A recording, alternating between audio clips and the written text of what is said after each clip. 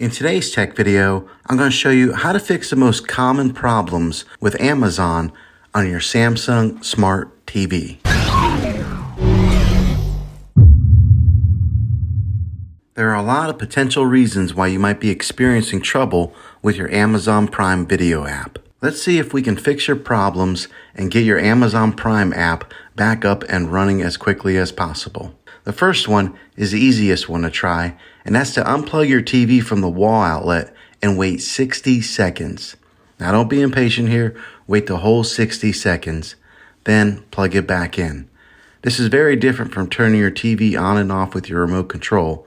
This is what we call a hard reset of your TV, so make sure you do this method. If that doesn't work, then find your router that is giving you Wi-Fi and unplug the power to that for 60 seconds. Then plug it back in. If it fixes it, then great. If not, let's go ahead and go on to the next method. Try deleting the Amazon Prime Video app on your TV. Go to wherever the apps are located on your system and remove the app altogether.